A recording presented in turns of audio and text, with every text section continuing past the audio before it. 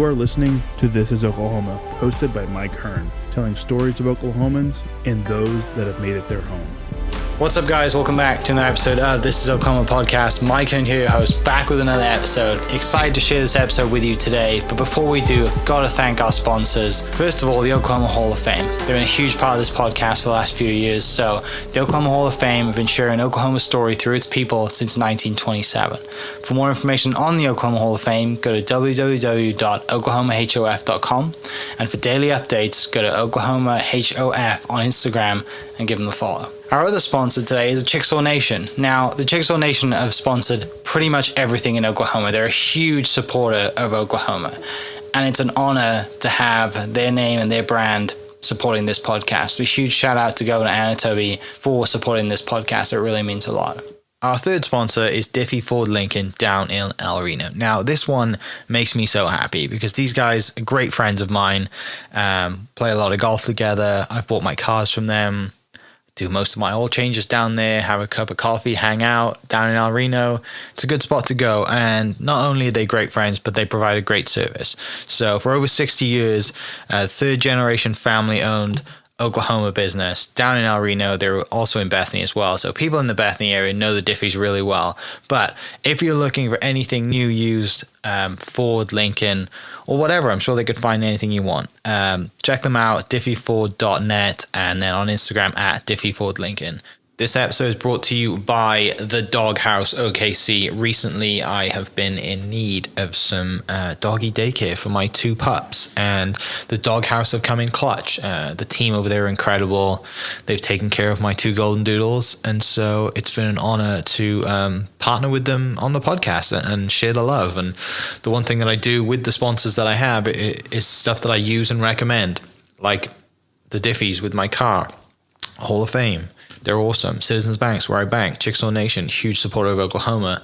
And adding to that is the Doghouse. And so if you're in need of doggy daycare in the day or boarding overnight, they do grooming and other cool things too. But I've had a fantastic experience, and it's an honor and a privilege to share this with you too. So go to thedogHouseOKC.com and follow them on Instagram at thedogHouseOKC. And hopefully our pups will run into each other.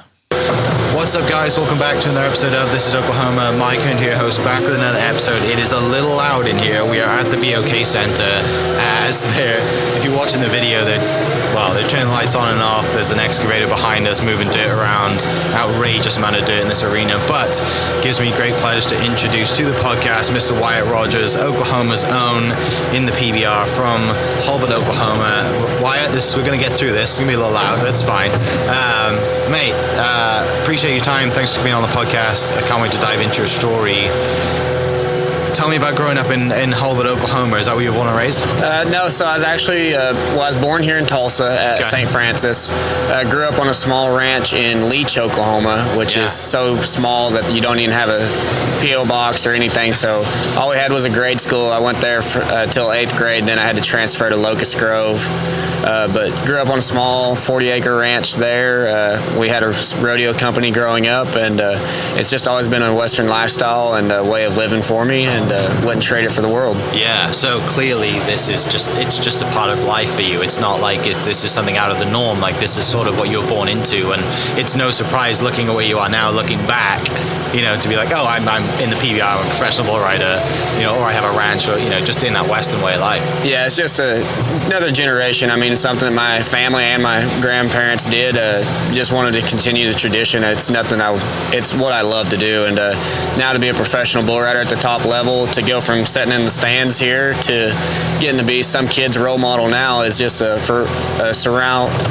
around the world experience of just a circle of life, and it's a true blessing. Dude, it's awesome. So clearly family is very involved. What's kind of like your earliest memory then of your earliest memory of being kind of in and around the farm and ranching, and then your earliest memory of like bull riding and thinking, wow, I want to do that? Earliest memory around the farm and ranching is just going with my dad as I was a 2-year-old to rodeos across the world. He was team roping professionally, so we did a lot of dummy roping competitions and stuff, and I started riding sheep when I was 2, and then I always had a rope in my hands or trying to rope someone, pestering someone, and just that life was attractive to me. Yeah. And then I started riding bulls when I was like 13 years old, and then turned professional at 18, and went to my first pro event a week after I turned 18 at Mercedes, Texas, and I won $43,000 still in high school. Oh my gosh. So definitely, if I was questioning whether this was what I wanted to do when I turned 18, a week later I definitely knew this is what I was wanting to do. Yeah. Well, I mean, wow, $43,000, and you're 18 years old, right? Like it's still my biggest win to this day, and it happened at the very first event in my career. So yeah, amazing. Let's go straight there. Take me to that moment. What was it like? What are you feeling? Like, totally green as your first professional event. I'm 18 years old. I just won $43,000. So it was actually a weird year in 2014. I lost my dad in May of that year. So then October 11th when I turned 18. So I finished out my junior year and then was at the start of my senior year of high school, and just going through life without the person that supported me the most in my rodeo career went with me. And my mom, she stepped up big and kind of fulfilled that role.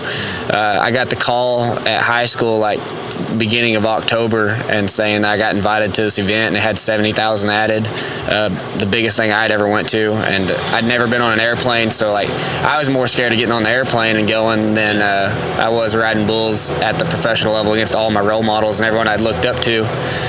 Flew down there. I'm pretty sure we spent every dime we had. I went 3 for 3. I only got to ride all 3 of my bulls. Was 92 points in the championship round to win it. Signed autographs. It's the longest I've ever had to stay after an event and sign autographs. That I signed for 2 hours. Aaron Watson, he was playing music that night. I went longer in his concert. And after the event, my mom said, "What do you want to eat?" I said, "I want to go to the room." I said, "Will you go get me 2 McChickens from McDonald's and bring them back to me?" So it's just kind of funny. I mean, I say I won all that money, and then I still ate McDonald's that night. It's just, I don't know, just comfort food, and just another way of life. I didn't change who I was and what I wanted to be and stuff like that. Yeah, that's like a life-changing event, right? It kind of stars align, everything comes together. And sorry to hear about your dad passing. I can't imagine being 18 years old, going through, losing your role model, right? And kind of someone you've looked up to, and someone who has been so important to you in the sport as well. And that's something that clearly you carry with you every day, and it's a reminder when you're out there, you're doing this for a bigger purpose than yourself now, right? Yeah, it definitely was a life-changing experience, and everyone's faced with adversity in life, and sometimes you just have that decision, you can either lay down or you can stand up and be a role model, and how to handle that adversity in a good way and positive way, because the world faces or sometimes focuses on the negatives too much, and that wasn't me. I went to bull riding and rodeo. They're a family to me, and that was kind of my support system. So getting to go out there and still be around family and them having my back and supporting my dreams, like I know that my dad wanted me to, and stuff like that. So it's still a big deal to my heart too. Yeah, no doubt. So back to those earliest memories then, what is that first time of coming into and seeing PBR and being like, look, I'm riding sheep, it's kind of written in the stars, I'm going to do this? So even when you're in Head Start, all the kids, they's writing on what they wanted to be when they grow up. Mine was a championship mutton buster. At that time, I didn't even fathom that I could be a professional bull rider and that could be my dream. But I knew that I didn't want to do any other job. And so I just wanted to continue to make my family proud and continue the Rogers name, and hopefully have kids of my own in the future. If they choose the rodeo, they choose the rodeo. If they choose to play sports or whatever they want to do, I'm fully behind them, and it's their choice. That was where I was fortunate. My parents let me live out my dream and follow my own choices. They didn't force anything on me. Yeah. So you said 13 years old, you rode your first bull? Yeah, somewhere right around 13. Okay. I believe I was in Wagner, Oklahoma when I got on my first one. It was a surreal feeling. I'd been on some big steers and stuff, but it's nothing like whenever you are actually getting on a bull. I was probably a little young, but I was a tall, lanky kid. And my dad my dad wanted me to be a steer wrestler and team roper, I think, truly. So he kind of wanted to put me to the test and see if I actually wanted to do this. And I rode my first bull, and then from then on it was history. Yeah.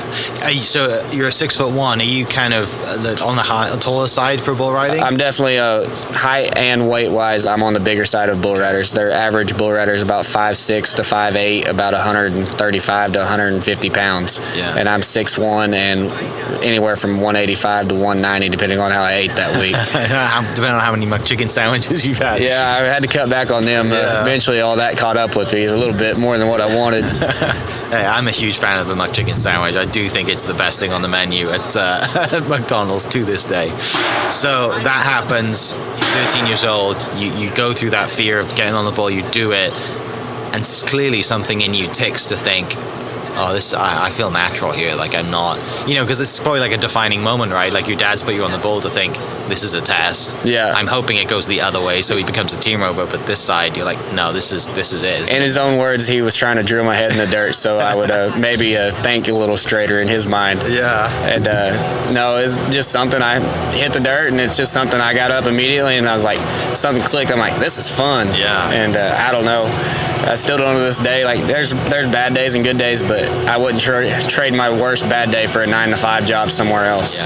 Yeah, no doubt, right? You get to travel the country, sometimes travel the world, and you have your passion as a profession, which it's very fortunate to do that. Not a lot of people can say they can do that. Yes, sir. No, definitely fortunate on that side of things. Yeah. So have that moment. You're still in you're in high school. You're going through. Are you doing other sports at the time? Are you kind of playing football, baseball? So I was actually a starter on my high school basketball team at that point in time, and then I started missing so much on Friday and Saturday. So missing Friday games, coach kind of knocked me down to the JV level, and I came off the bench, which is just part of my world. I mean, basketball wasn't what I was going to make a living at, and I was getting a jump start and opportunities that I never would have dreamed of at 18, so I had to take advantage of them. Yeah, and so you're traveling around then, going to small rodeos around Oklahoma at that age as well?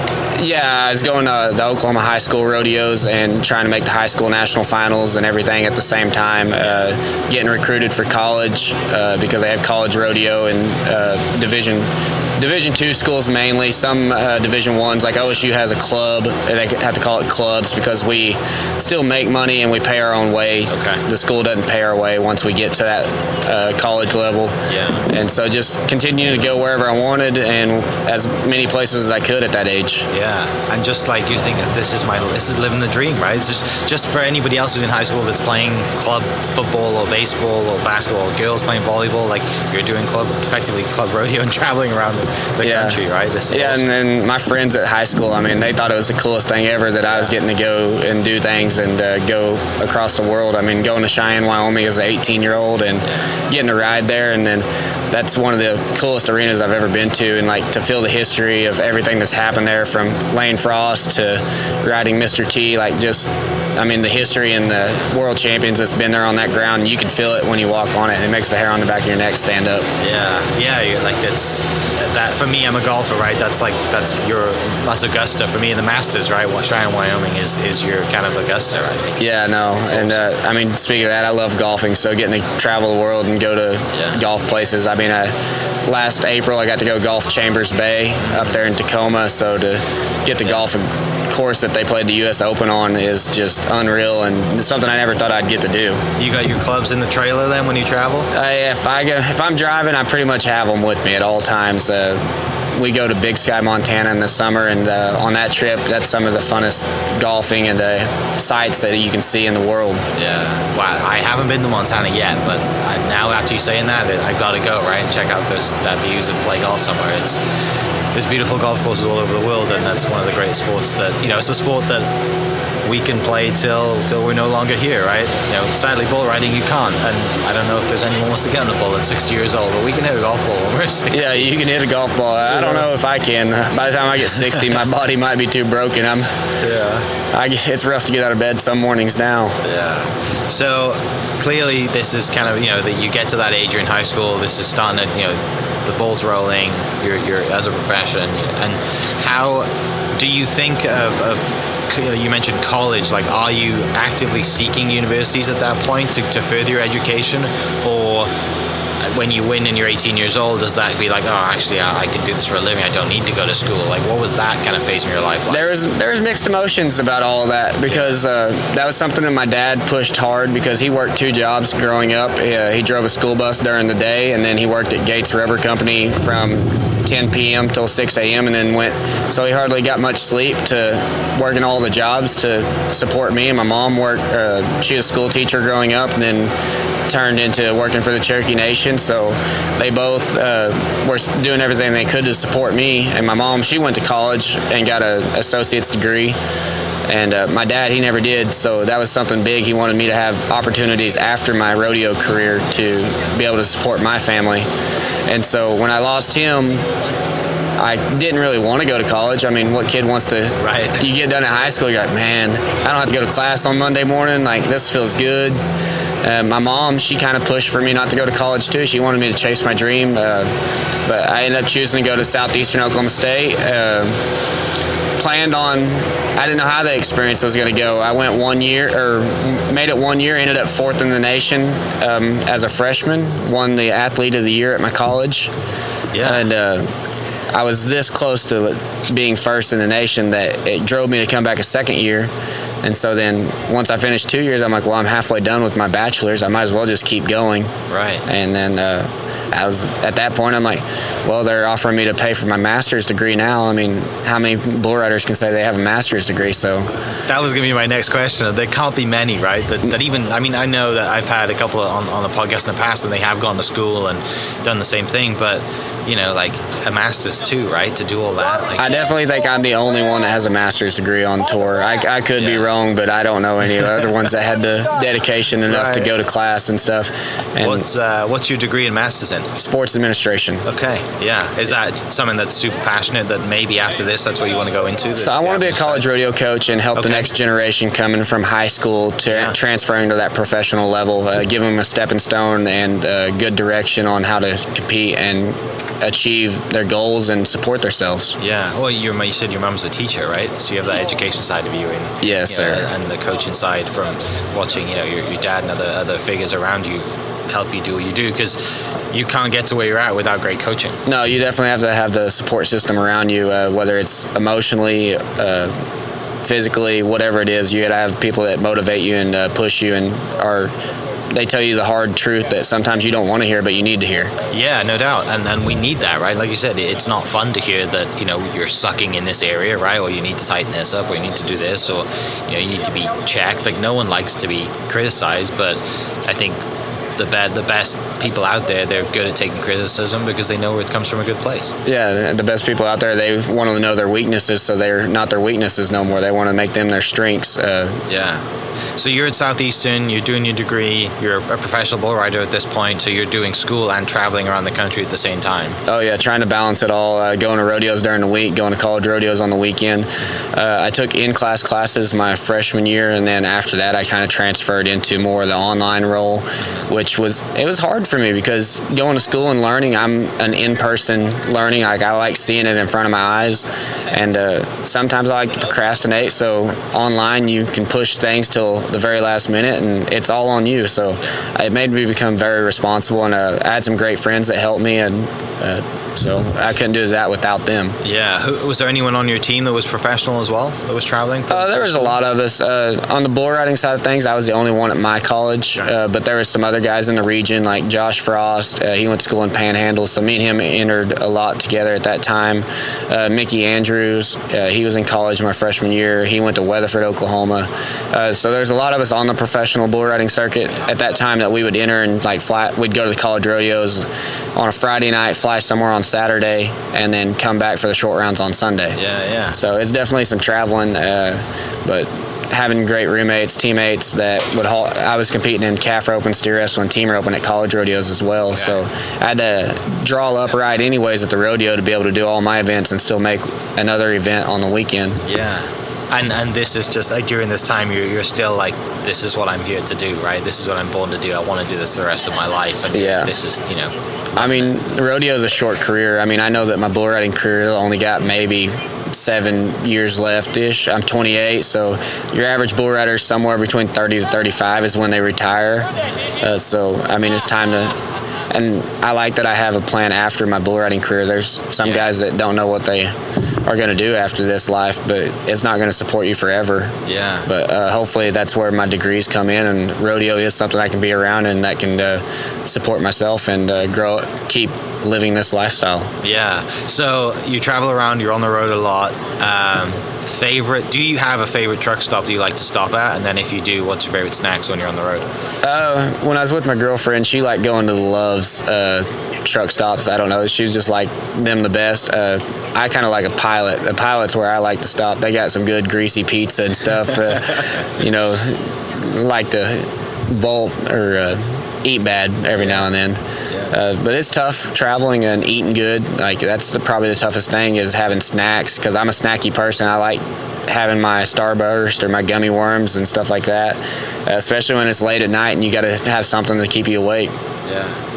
What was it like, kind of that first full season then, when you're out of school and you're on the road and traveling around? Like what was that?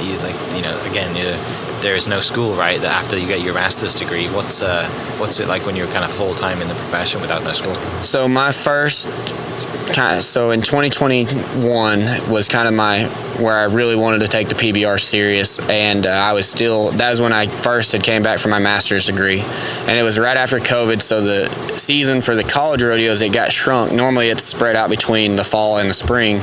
Well, they canceled all the fall rodeos because it was still in 2020, and they moved them to the 2021. So from February to end of April, we had a college rodeo 9 weekends in a row. And but from January, or from like about December to January, I went to hard PBRs and I got high in the world standings, and then trying to balance that between the college rodeos, it was tough. And then somewhere in April, I got to go to a college rodeo at Guymon, Oklahoma. So I went there and did all my events on Thursday, drove to PBR in Wichita on Friday, rode my bull at Wichita, won second in the round, the PBR fortunately worked with me. They moved my bull on Saturday night to the end, and we had our short round at the college rodeo at 2 p.m. in Guymon. And so I remember my mom, I couldn't have done it without her. I got on my bull at the college rodeo, and I was in my vest, helmet, and everything. Had my bag in the car waiting. I got off my bull, ran up the hill, jumped in the van, and then my mom hauled butt to the event. And so I got there 3 bulls before I was supposed to go at Wichita, and ended up placing third at that event there that night. And it propelled me high enough in the world standings that I got to start on the UTV tour, and got to go to my first event in Billings, Montana, in early May. And then I'd won the region in the bull riding, so I'd made it to the college finals that year. And then at Billings, I didn't do no good. Got the call the next weekend to go to Jacksonville's UTV, and that's when I broke my leg in 4 places. So I'd went through that whole year of college rodeoing and stuff just to break my leg 3 weeks before the college finals. And I just got on tour, so that was it was rough on me. Yeah. That's probably the second lowest point I'd ever been in my life. It's like, why did you do this to me, God? It made me question everything, and I really had to dig deep and search into my soul and search into the Lord, and he just provided me the way. And he reminded me that it's on his timing, it's not ours. We can want anything to go our way, but at the end of the day, it's all on him, and you got to trust his process, and that it's a learning thing in every moment in life. Yeah, you're at the height of your career at that point, right? Like you said, you're not just mentally, physically high from life. You're like, this is your anticipation of this is my time, right? I got my college finals coming up. Once that's done, I'm going on tour. You must have been so excited from that, and to have that kind of just ripped from you. I mean, it definitely just felt ripped away all of a sudden, and that's kind of how I viewed it. And then it was going into the summer, so on a rodeo lifestyle, you're normally gone from June to September, and you don't even see home. So then all my friends are out traveling the world at that summer, and I'm sitting at home with a broken leg and a cast. I actually golfed more that summer than I've ever golfed in my life. I was supposed to have been non-weight bearing, and you'd see me crutching up to the tee box and laying down my crutches and barely putting weight on my right leg, and then hitting a golf ball. I had to find something to occupy my time and find happiness in other than myself. I had to feel an activity and some type of purpose. Right. But then kind of the same thing happened. I got healthy, November rolled around. That started the next season for the 2023 or 2022 season. Went to 3 events. I won 4th at the first one. Then I went to Reno, Nevada, won a velocity event. Went to Denver, Colorado, which is a big velocity event, 80,000 added. Won 3rd there. Rocketed to 14th in the world. But unfortunately, in the second round at Denver, I landed wrong and tore the PCL in my knee. And that was the first year that the PBR had went to a shortened individual season. So normally the finals was in October, and I would have time to heal from it and come back. But this year, the finals would have been in May. And so I was out from January to April again for my knee, and it cost me making my first PBR World Finals in 22. Yeah. And so it just it was another shot in the dark. And then when I was hurt that time, I put on some weight that I didn't need to put, and kind of was like, is this what I'm supposed to do again? Like, maybe if I keep getting hurt, once I get to the top of the level, like maybe God has other plans in store for me. But I just don't think that was it. And I'm hard-headed and don't give up. And I think he put it on my heart to be that way. And so I worked hard that summer to get back to riding good, because when I first came back, I just didn't ride good. I was overweight, didn't focus right, was mentally in a bad place, and I had to reach and dig deep. And I went to what we call the Challenger events that summer, and I went we call it the long way to get on the UTV tour. The top 5 guys over the lower level events, they got an invite for the 2023 season. They got 4 events to showcase that they were good enough and stay on tour. And then I think in the 2023 season, I was on tour for every event but one, where I hurt my knee and I had just set out for a weekend. But so it's been a long road, but yeah, I got to make my first World Finals in 2023. Got to be a part of the Kansas City Outlaws coming into that next team season.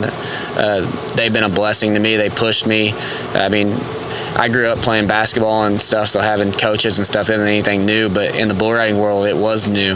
And to have the team camaraderie between the Americans and the Brazilians, and us going to training camps and pretty much doing everything, eating, going bowling, going to play paintball, carrying logs through a pond, like you name it, we did it as a team.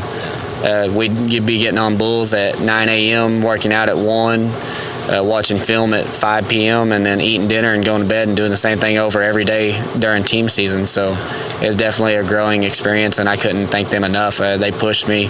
They showed me how to, like, my true work ethic, and it kind of felt like I had a father figure back in my life, like pushing me, and like I wasn't necessarily just slacking on my own. I had someone else that expected things of me. Yeah, it came at a great time, right? Yeah, definitely a blessing. And like I say, I can't go back to God works in his own ways and provides opportunities when they're supposed to be provided. Yeah. Just dive into that a little bit, because I think there's a lot of people listening that'll get a lot of value out of, there's been multiple times in your life where you've kind of gone through adversity, right? Whether it's family or it's physical, all these things that happen. And like you said, you have been in those dark places. How, faith is obviously a huge part of your life. With, your faith and then also your determination, practically, like how do you get yourself out of those dark spots? Because a lot of us listening have, maybe not gone through the adversity that you have, but they're going through their own adversity, right? Sometimes being in this lifestyle, it's hard. You're on the road on Sundays, so it's hard to go to church. So I reached deep into devotionals and found different deals that I like reading each day, and reaching out to preachers and stuff that I trust and have grew up with and know the lifestyle of rodeo. My home church in Tahlequah, Oklahoma, I've been to plenty of churches, but like that one's home. The preacher, he was a professional calf roper. Like, he just knows the lifestyle, and he's intense about it, and he's going to say it how it is, and he ain't going to sugarcoat it when I ask him stuff. And to have someone in your corner like that can guide you and kind of direct you even when you're getting a little bit off the path or not understanding why life's throwing these curveballs at you, it's just nice to have a support system and a rock behind you.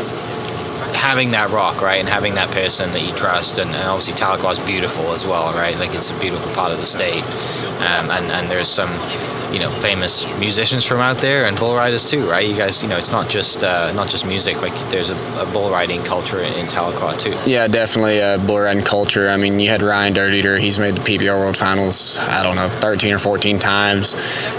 Whenever we went to PBR teams, he was part of the first championship team. He came out of retirement just for it.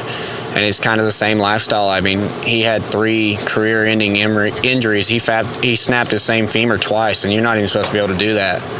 And to come back from it and just be devoted to this lifestyle and what it can provide you is great to be able to talk to him for advice and on how to handle stuff. Yeah. All right, 2 questions. What is your process like before you jump on the bull? Do you do anything every single time? Do you have, like in golf, we have a pre-shot routine, right? Yeah. Do you have a special pre-shot routine for your bull riding? So I like to show up to the event about 2.5 hours early. I get here, I go find my bull, look at him. Most of the time I know him ahead of time, but it's nice to just get eyes on him.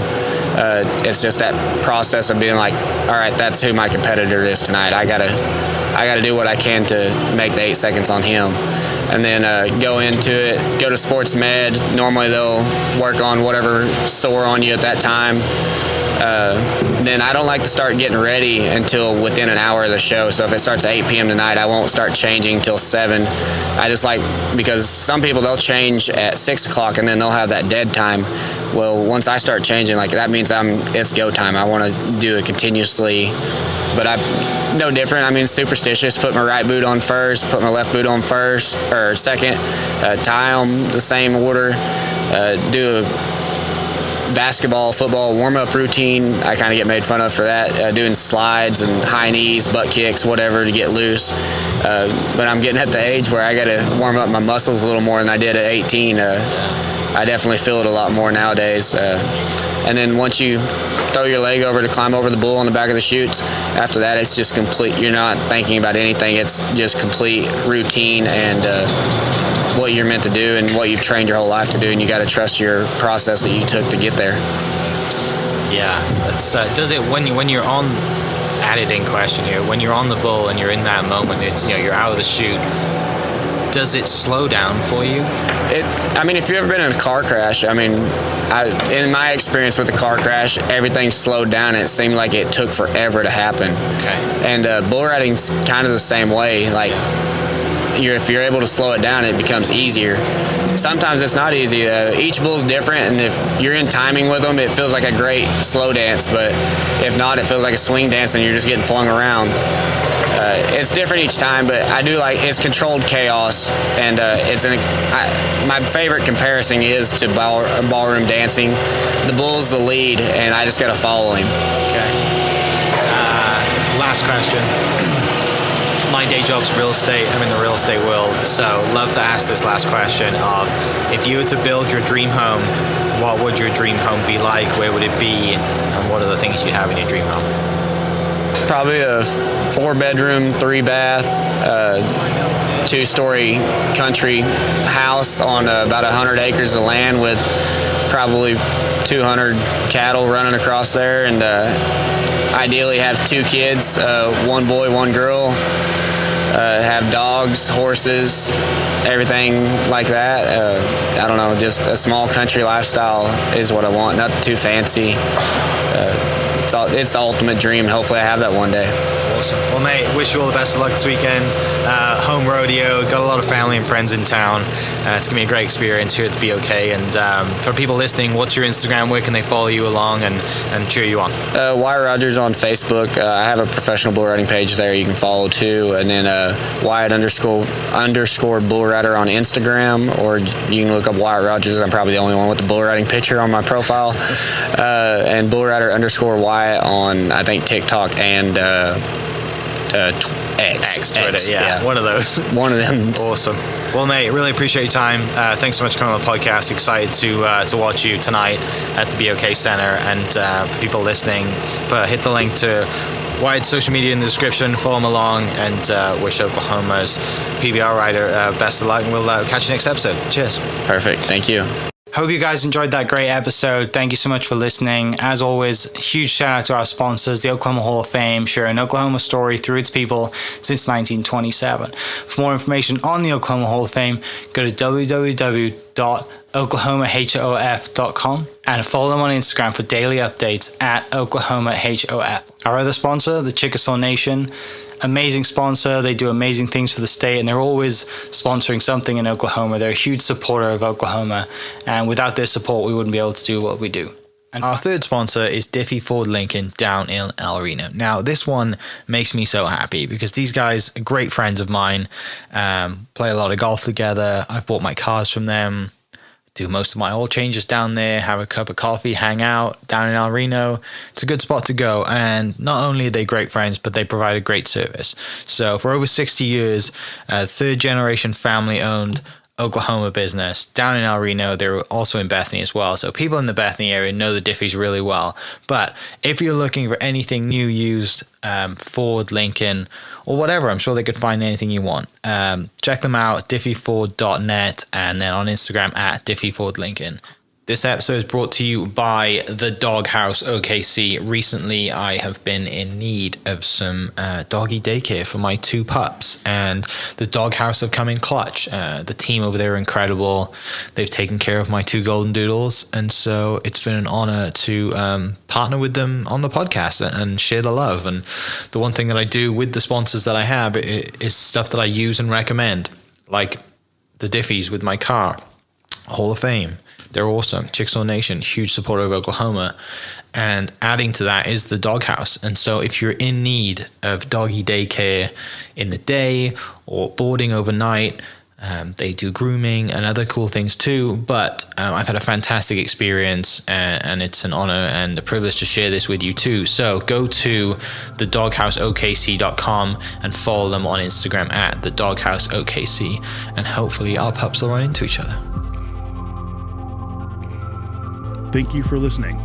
We are inspired by those around us and hope that you are too. Make sure you subscribe to this podcast on your favorite podcast platform and leave us a review so we can keep telling your stories. For more great Oklahoma content, follow This Is Oklahoma on Facebook and Instagram.